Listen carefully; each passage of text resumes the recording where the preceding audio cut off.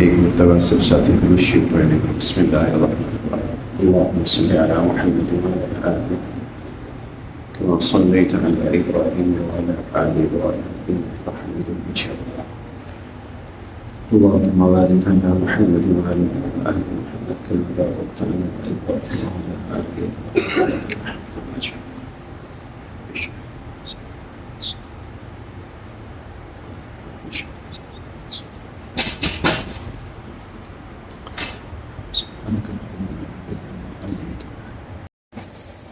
وَإِذِ ابْتَلَى إِبْرَاهِيمَ رَبُّهُ بِكَلِمَاتٍ فَأَتَمَّهُنَّ قَالَ إِنِّي جَاعِلُكَ لِلنَّاسِ إِمَامًا قَالَ وَمِنْ ذُرِّيَّتِي قَالَ لَا يَنَالُ عَهْدِ الظَّالِمِينَ.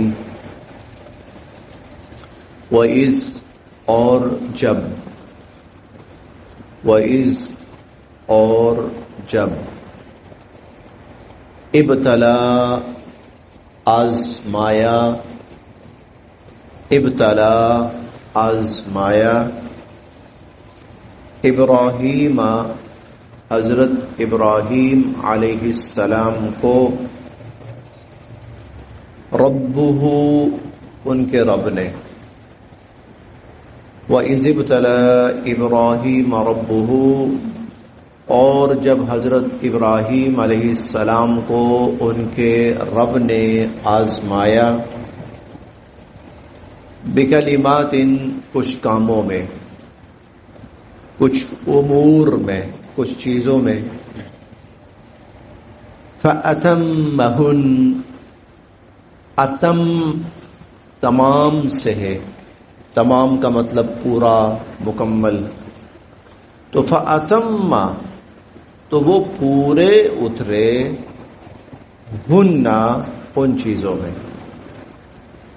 فَأَتَمَّهُنَّ تو حضرت ابراہیم علیہ السلام ان امتحانات میں اور ان آزمائشوں میں پورے اترے، بلکہ پورے کے پورے اترے. قال اللہ رب العزت نے فرمایا،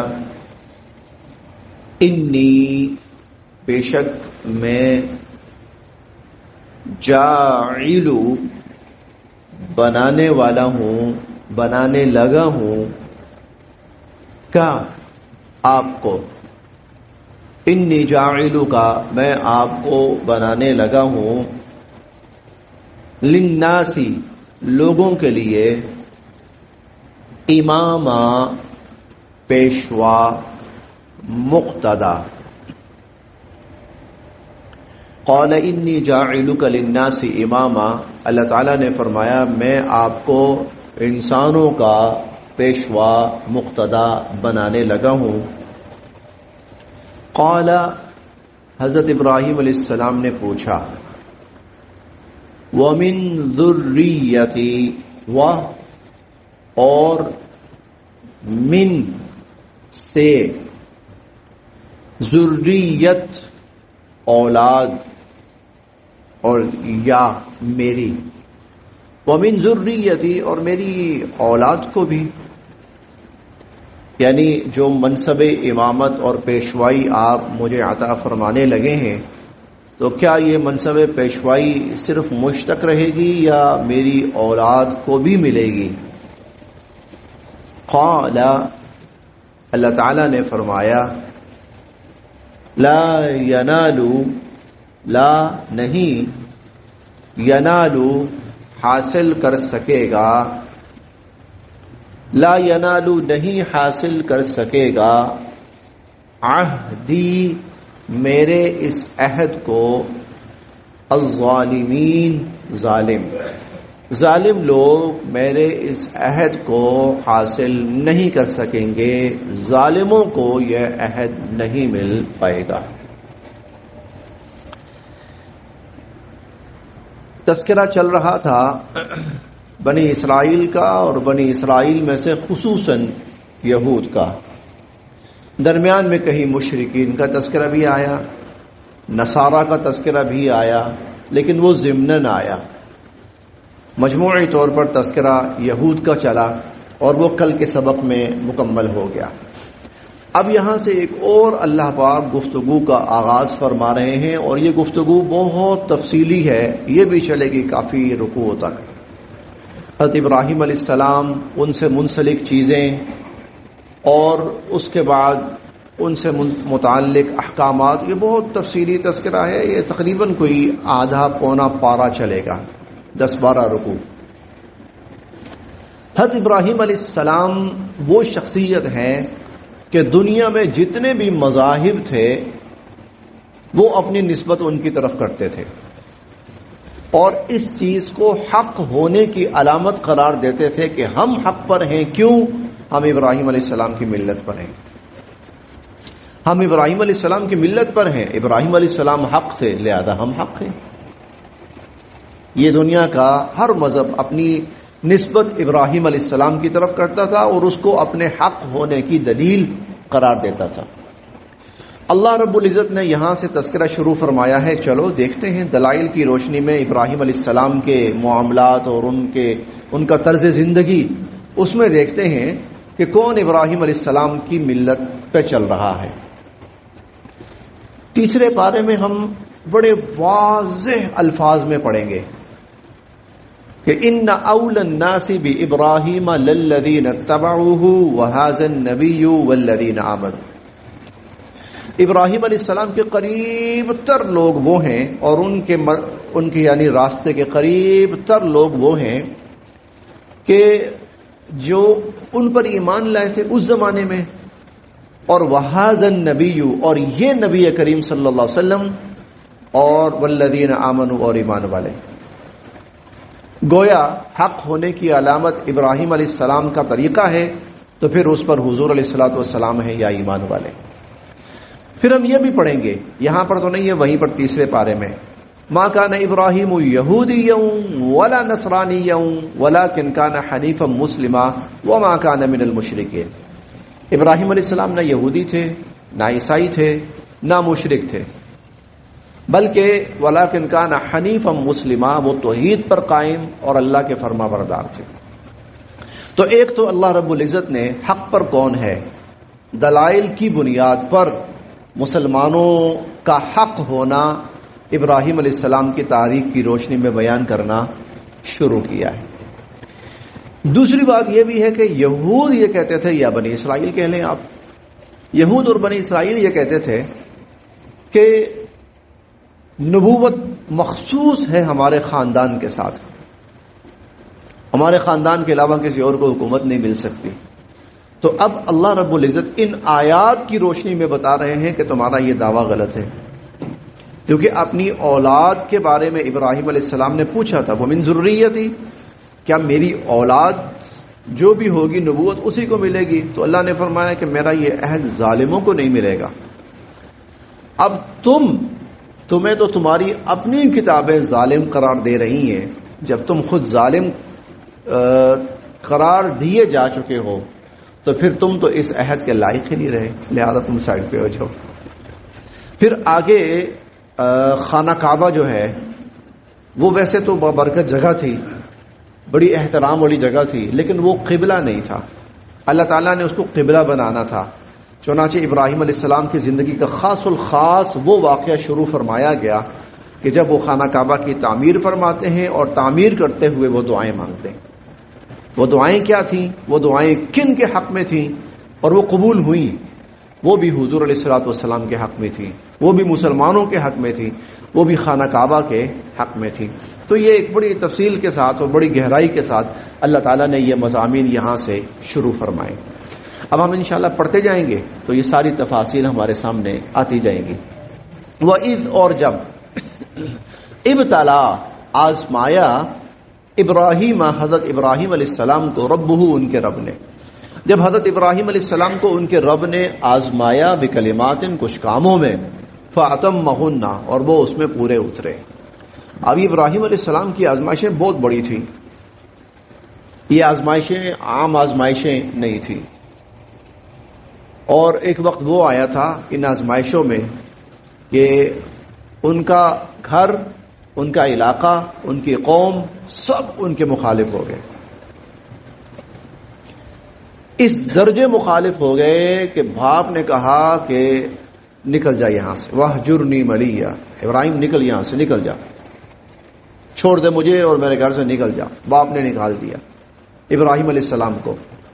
پورا شہر مخالف ہے، حکومت وقت مخالف ہے، حکمران مخالف ہیں، اکیلا شخص، کوئی جماعت نہیں ہے، کوئی ساتھ دینے والا، کوئی بھائی بہن، کوئی کچھ بھی نہیں، اکیلا تنے تنہا سیدنا ابراہیم علیہ السلام۔ بہت بڑی آزمائش تھی یہ۔ اور اس آزمائش کا پھر ایک مرحلہ وہ بھی آیا کہ جب سب لوگ اس پر متفق ہوئے کہ اٹھا کے آگ میں ڈال دو، اٹھا کر آگ میں سب متفق ہو گئے اس پر۔ یہ آزمائشیں تھیں۔ پھر اللہ رب العزت نے طویل عرصہ اولاد نہیں دی، یہ بھی آزمائش تھی۔ پھر جب اولاد دی تو اس اولاد کے حوالے سے عجیب و غریب اور آزمائشیں شروع ہو گئی۔ ابتدائی آزمائش یہ ہے کہ بڑھاپے میں اولاد ملی ہے، یہ سوچا چلو اب اس کی پرورش کروں گا، تھوڑی سی بڑی ہوگی، چلو میرا ہاتھ پاؤں بٹائے گی کچھ، تو حکم ہوا نہیں جی آپ ادھر فلسطین میں رہیں گے اور اس کو جا کر مکہ میں چھوڑ کر آئیں۔ مکہ کوئی مشہور شہر ہے نہیں، واد غیر ذی زرع، ایک ایسی جگہ ہے جہاں دور دور کسی انسان کا نام و نشان بھی نہیں ہے، کوئی سایہ تک نہیں ہے، چھوڑاؤ بس۔ آزمائش۔ پھر کچھ عرصہ گزرا، کچھ سال گزرے، اب پتہ لگا کہ وہ جو بیٹا ہے وہ ماشاءاللہ کچھ تھوڑا سا بڑا ہو گیا، چلنا پھرنا شروع ہو گیا ہے، کچھ ہاتھ بٹانا شروع ہو گیا ہے، تو اب بھائی اس کو قتل کر دو، ذبح کر دو اس کو اپنے ہاتھ سے۔ قتل تو خیر نہیں کہنا چاہیے، ذبح کر دو اپنے ہاتھ سے۔ اے بیٹے میں خواب میں دیکھ رہا ہوں تو میں ذبح کر رہا ہوں، تو بتاؤ کیا کہا؟ بجانا جب خواب میں دیکھا ہے اللہ کی طرف سے ہوگا میں تو بس ٹھیک ہے کیجیے۔ ستجدنی انشاءاللہ من الصابرین، میں صبر کروں گا، آپ مجھے صبر کرنے والا پائیں گے۔ اور ابراہیم علیہ السلام نے وہ کر دکھایا۔ فلما اسلمھا وتلہ للجبین، ان کو سر کے بل بلکہ چہرے کے بل زمین کی طرف لٹایا اور ان کی گردن کے اوپر چھری چلانی شروع کر دی۔ یہ تو ہمیں چند وہ باتیں ہیں جو ہمارے سامنے ہیں، اور اس کے علاوہ نامعلوم کن کن مراحل سے وہ گزرے۔ دیکھیں جو شخص جس کا پورا ملک اس کے خلاف ہو جائے، قوم اس کے خلاف ہو جائے، گھر بار خلاف ہو جائے، اس کا تو ایک ایک لمحہ آزمائش ہے۔ کہاں جاؤں گا میں کہاں جاؤں گا، کس کے پاس جاؤں گا؟ باپ کہہ رہا نکل جائے گھر سے، اور کوئی جگہ نہیں ہے، نہ شہر ہے، نہ علاقہ ہے، نہ ملک ہے، نہ قوم ہے، کوئی دنیا کی اور قومیں بھی نہیں ہے جو مجھے کہیں گی کہ موسٹ ویلکم، آپ ہمارے ہاں تشریف لائیے، ہمارے گھر بار حاضر ہے، کچھ بھی نہیں ہے، تو کہاں جاؤں گا؟ یہ چھوٹی آزمائش نہیں۔ اچھا جب یہاں سے نکلتے ہیں اس آزمائش سے تو حاکم وقت پکڑ لیتا ہے، آؤ بھائی اٹھاؤ بھائی آگ میں ڈالو اس کو، تو کیوں؟ آگے پیچھے کوئی بھی نہیں ہے، ہم جو چاہیں کر سکتے ہیں۔ یہ ساری آزمائشیں نامعلوم اور کون کون سی؟ فَأَتَمَّهُنَّ، اللہ کا وہ عظیم المرتبت جلیل القدر انسان ان سب آزمائشوں میں پورا اترا۔ یہ بات تاریخ نہیں کہہ رہی، یہ انسان نہیں کہہ رہے، انسانوں کا پیمانہ اتنا سا ہوتا ہے، یہ بات رب کہہ رہا ہے جس کا پیمانہ بہت بڑا ہوتا ہے، جو دیکھتا ہے جانچتا ہے کہ آزمائش کیا ہے اور یہ بندہ اس آزمائش میں کس لیول پہ تھا۔ فَأَتَمَّهُنَّ، اللہ فرماتے ہیں ان آزمائشوں میں پورے کے پورے اترے۔ پھر کیا ہوتا ہے جب انسان اللہ کی طرف سے آئی ہوئی آزمائشوں میں پورا اترتا ہے؟ جب انسان اللہ کی طرف سے آئی ہوئی آزمائشوں میں پورا اترتا ہے تو پھر جتنی بڑی آزمائش ہوتی ہے اتنا بڑا انعام ہوتا ہے۔ وقال انی جاعلک للناس اماما، آپ کو ساری انسانیت کا پیشوا اور مقتدا ہونے کا شرف عطا کیا جاتا ہے۔ آج بھی یہودیت حضرت ابراہیم علیہ السلام کی طرف اپنی نسبت فخراً کرتی ہے، آج بھی عیسائیت سیدنا حضرت ابراہیم علیہ السلام کی طرف اپنی نسبت فخراً کرتی ہے۔ آج بھی مسلمان تو مسلمانوں کے لیے تو وہ اللہ کے نبی ہی نہیں ہے بلکہ والد کا درجہ رکھتے ہیں۔ مسلمان تو ان بہت سے ان کے طور طریقوں کو آج بھی زندہ رکھے ہوئے ہیں، اپنائے ہوئے ہیں۔ یہ قربانی کا ہے، حج کا ہے، خانہ کعبہ کی تعمیر کا ہے، یہ سارے حضرت ابراہیم علیہ السلام کے طور طریقے ہیں۔ مسلمان تو ان کو زندہ رکھے ہوئے ہیں، ان کو جاری رکھے ہوئے ہیں۔ حج کے بہت سارے ارکان حضرت ابراہیم علیہ السلام کی جاری کرتا ہے۔ قال انی جاعلک للناس اماما، کہا اے ابراہیم میں آپ کو انسانیت کا امام، مقتدا اور پیشوا بنانے والا ہوں۔ قال اللہ تعالیٰ پوچھا ابراہیم علیہ السلام نے ومن ذریتی، اور میری اولاد کو بھی؟ قال اللہ تعالیٰ نے فرمایا لا ینال عہد الظالمین، میرا یہ عہد ظالموں کو حاصل نہیں ہوگا۔ آپ کی اولاد میں جو بھی نیک ہوں گے، جو بھی متقی ہوں گے، وہ اس عہد کے حقدار قرار پائیں گے، ان کو اپنے اپنے وقت میں امامت، نبوت، شرف کا شرف حاصل ہوگا اپنے اپنے وقت میں، لیکن جو اس راہ سے ہٹ جائے گا پھر وہ اس شرف سے محروم کر دیا جائے گا۔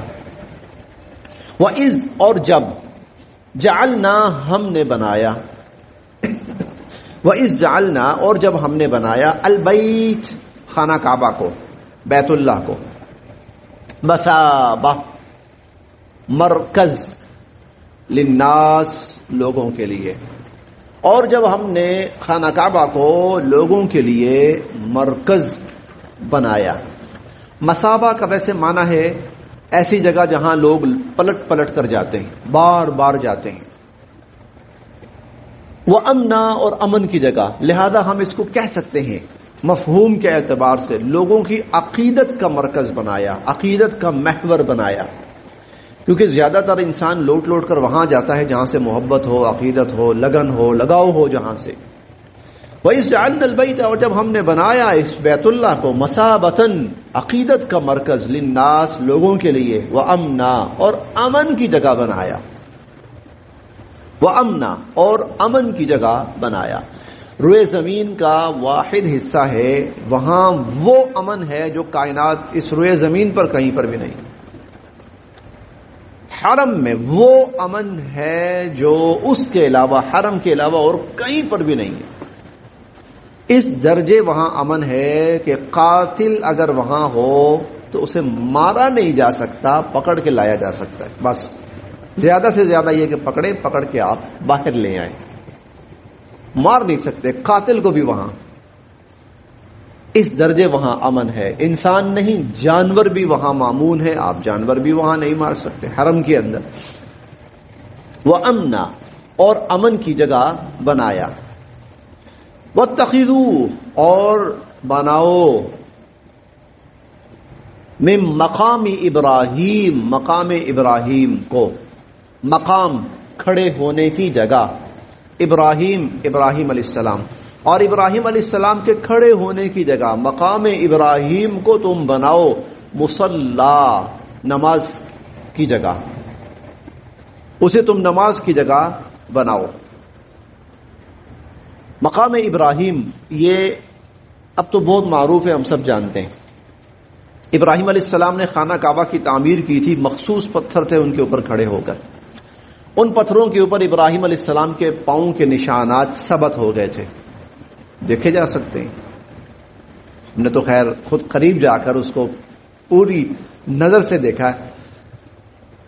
اور پتھروں کے اوپر اللہ رب العزت نے ان پتھروں کو محفوظ فرمایا، ان پتھروں کو محفوظ فرمایا اور وہ محفوظ ہو گئے۔ وہ اس درجے محفوظ ہوئے کہ حضور علیہ الصلوۃ والسلام کے زمانے تک بعینہ ہی اپنی اصل شکل میں موجود تھے۔ حضور علیہ الصلوۃ والسلام نے ان کو خانہ کعبہ میں یعنی مطاف میں نصب فرما دیا۔ حضرت عمر رضی اللہ تعالیٰ عنہ ایک دن کہنے لگے، اللہ کے نبی، دل کرتا ہے کہ اس کو سامنے رکھ کرنا، یعنی اس طرح کھڑے ہوں کہ کعبہ بھی سامنے ہو اور یہ بھی سامنے ہو، تو دل کرتا ہے کہ اس کو سامنے رکھ کر نماز پڑھوں۔ حضور علیہ الصلوۃ والسلام نے فرمایا، مجھے ایسا حکم نہیں آیا تو میں اس لیے ایسا کوئی قدم نہیں اٹھا سکتا۔ اس پر اللہ رب العزت کی طرف سے یہ وحی نازل ہوئی، وَاتَّخِذُوا مِن مَقَامِ إِبْرَاهِيمَ مُصَلًّى، کہ مقام ابراہیم کو نماز کی جگہ بناؤ، یعنی اس کی طرف رخ کر کے نماز پڑھو۔ اب اس کی تفصیل یہ ہے کہ جب ہم طواف کرتے ہیں تو طواف کے بعد 2 رکعات دوگانہ طواف کہلاتا ہے، یہ واجب ہوتے ہیں۔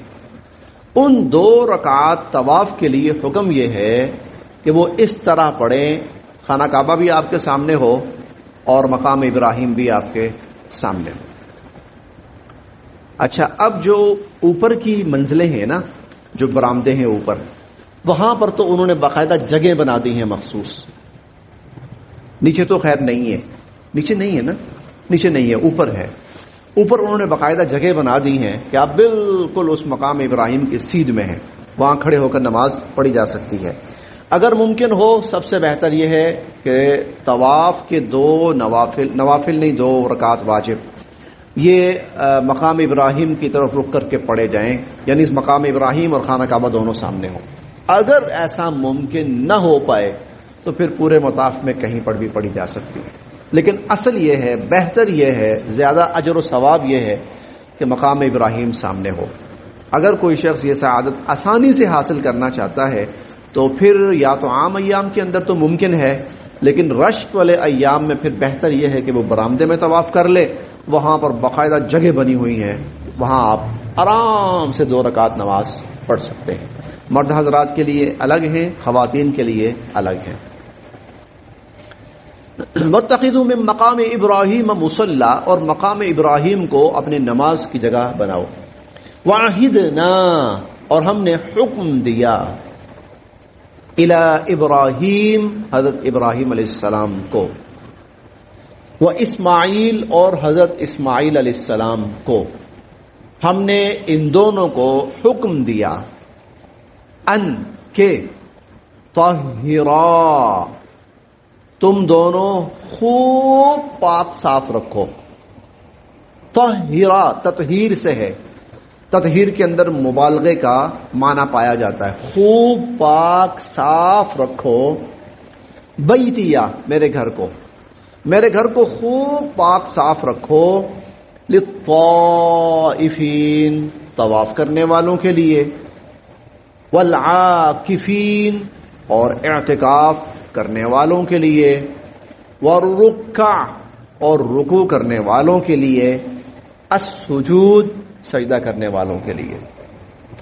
وعہدنا الی ابراہیم و اسماعیل، اور ہم نے حضرت ابراہیم علیہ السلام اور حضرت اسماعیل علیہ السلام کو حکم دیا، ان طہرا بیتیا، کہ میرے گھر کو خوب پاک صاف رکھو، طواف کرنے والوں کے لیے، اعتکاف کرنے والوں کے لیے، رکوع اور سجدہ کرنے والوں کے لیے. طواف وہاں کی خاص الخاص عبادت ہے جو روئے زمین پر اور کہیں بھی نہیں ہو سکتا. طواف خانہ کعبہ کے سوا کہیں بھی نہیں ہو سکتا، اس لیے اس کو اولاً مقدم ذکر کیا ہے کہ اس گھر کی سب سے خاص الخاص عبادت وہ طواف ہے. اور اعتکاف وہ بھی وہاں کی عبادات میں ہے، اعتکاف کیا جا سکتا ہے. رکع اور سجود، رکوع سجدے سے مراد نماز. گویا جو لوگ طواف کرنے آئیں، اعتکاف کرنے آئیں، نماز پڑھنے آئیں، میرے اس گھر کو ان لوگوں کے لیے خوب پاک صاف رکھو. یہاں جو طہارت ہے اس سے دو چیزیں مراد ہیں. ایک تو یہ کہ کسی قسم کا کفر و شرک نہ ہونے پائے، میرا گھر کفر و شرک سے پاک ہونا چاہیے. چنانچہ نبی کریم صلی اللہ علیہ وسلم جب آپ نے مکہ فتح فرمایا اور آپ خانہ کعبہ تشریف لائے تو سب سے پہلے آپ نے خانہ کعبہ کو بتوں کی نجاست سے پاک فرمایا. بتوں کی جو گندگی اور نجاست تھی اس سے آپ نے خانہ کعبہ کو پاک فرمایا. وہ سینکڑوں بت، غالباً کو 360 یا اس کے قریب سینکڑوں بت جو جگہ جگہ جگہ جگہ رکھے ہوئے تھے، آپ صلی اللہ علیہ وسلم نے سب سے پہلے اس کو پاک صاف کیا. پھر اس کے بعد دوسری جو صفائی ہے اس سے مراد پاکیزگی ہے کہ وہ جگہ پاک صاف ہونی چاہیے. چنانچہ آج بھی ہم اس کا نظارہ دیکھتے ہیں کہ وہاں صفائی ستھرائی کا بہت اعلیٰ درجے کا انتظام ہوتا ہے، بہت اعلیٰ پیمانے پر. وہاں کیونکہ ہم گند ڈالنے کی بڑی کوشش کرتے ہیں، لیکن اللہ کے بندے وہاں پر جو صفائی پر معمور ہیں بہت اچھے انداز میں وہ جتنے بھی اس کے حصے ہیں اس کی صفائی ستھرائی کا اہتمام کرتے ہیں. یہ حکم مخصوص نہیں ہے خانہ کعبہ کے ساتھ، مخصوص نہیں ہے. یہ مسجد حرام کے ساتھ مخصوص نہیں ہے کہ اللہ کے صرف اس گھر کو پاک صاف رکھنا ہے، بلکہ ہر مسجد جہاں لوگ نماز پڑھنے آئیں، جہاں لوگ قرآن پڑھنے آئیں، جہاں لوگ اعتکاف میں بیٹھیں، جہاں عبادت میں آئیں، اس کے لیے یہی حکم کہ وہ گھر تو خاص الخاص طور پر پاک صاف ہونا چاہیے. اور اتنا پاک صاف ہونا چاہیے کہ حضور علیہ الصلوۃ والسلام فرماتے ہیں کہ مسلمان جب مسجد میں جائے تو اس کے وجود سے بھی کہیں کوئی اسمیل نہیں آنی چاہیے. اور پاک چیزوں کی اسمیل بھی نہیں آنی چاہیے. جیسے یہ لہسن وغیرہ ہے، اگر یہ کھایا جائے، پیاز کھایا جائے، کچا پیاز ہو، کچا لہسن، تو اس میں اسمیل آ جاتی ہے منہ میں ہلکی سی، اس سے بھی منع فرمایا گیا. یعنی اس درجے اللہ کے یہ گھر صاف ستھرے ہوں. اور اس کی ایک وجہ یہ بھی بیان فرمائی حضور علیہ الصلوۃ والسلام نے کہ مساجد کے اندر فرشتوں کا بسیرا ہوتا ہے. فرشتے ہر وقت مساجد کے اندر موجود ہوتے ہیں. وہ اتنی نورانی، لطیف اور پاکیزہ مخلوق ہے کہ چھوٹی سی چھوٹی اور ہلکی سی ہلکی جو بدبو ہے وہ بھی برداشت نہیں کر پاتے، وہ برداشت نہیں کر پاتے. اس لیے مسلمانوں کو حکم ہے کہ جب تم آؤ تو پاک صاف ہو کر آؤ، بلکہ اس میں کہیں نہ کہیں خوشبو کا بھی ذکر ہے، معطر ہو کے آؤ. لیکن بہرحال خوشبو میں یہ احتیاط ضرور کرنی چاہیے، لطیف سی ہو، لائٹ سی ہو، کیونکہ اب طبیعتیں جو ہیں وہ بڑی سینسیٹیو سی ہو گئی ہیں.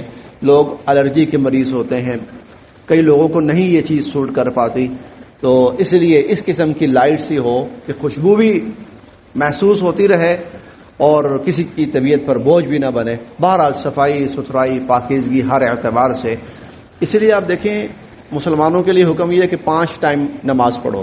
نماز سے پہلے وضو کرو، اور وضو کے ساتھ حضور فرماتے ہیں میرا دل کرتا ہے کہ مسواک کو لازم کر دوں تاکہ منہ جو ہے وہ بھی پاک صاف ہو جائے اور اس سے اسمیل نہ ہو، بدبو نہ ہو. تو کوئی بھی مسجد ہو یہ اس کے آداب ہیں کہ وہ صاف ستھری ہونی چاہیے ہر اعتبار سے.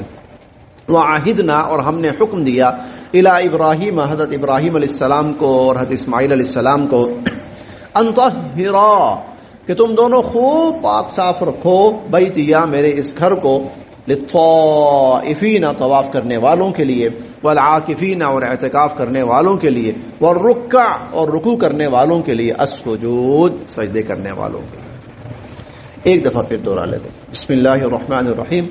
وَإِذِ ابْتَلَىٰ إِبْرَاهِيمَ رَبُّهُ بِكَلِمَاتٍ، اور جب حضرت ابراہیم علیہ السلام کو ان کے رب نے آزمایا کچھ چیزوں میں، فَأَتَمَّهُنَّ، تو وہ ان میں پورے کے پورے اترے. قَالَ إِنِّي جَاعِلُكَ لِلنَّاسِ إِمَامًا، تو اللہ رب العزت نے فرمایا میں آپ کو ساری انسانیت کا پیشوا بنانے لگا ہوں.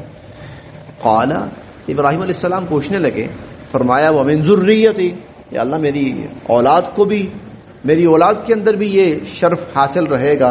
قال، اللہ تعالیٰ نے فرمایا لا ینال عہد الظالمین، کہ میرا یہ عہد ظالموں کو حاصل نہیں ہوگا. وَإِذْ جَعَلْنَا الْبَيْتَ مَثَابَةً لِلنَّاسِ، اور جب ہم نے اس خانہ کعبہ کو لوگوں کی عقیدتوں کا محور اور مرکز بنایا، وہ امنا، اور امن کی جگہ بنایا. وَاتَّخِذُوا مِن مَقَامِ إِبْرَاهِيمَ مُصَلًّى، اور تم مقام ابراہیم کو اپنی نماز کی جگہ بنا لو. وَعَهِدْنَا إِلَىٰ إِبْرَاهِيمَ، اور ہم نے حکم دیا حضرت ابراہیم علیہ السلام کو اور حضرت اسماعیل علیہ السلام کو، أَن طَهِّرَا بَيْتِيَ لِلطَّائِفِينَ، کہ خوب پاک صاف رکھو میرے گھر کو طواف کرنے والوں کے لیے، اعتکاف کرنے والوں کے لیے، والرکع، رکوع کرنے والوں کے لیے، السجود، سجدہ کرنے والوں کے لیے. صدق اللہ العظیم.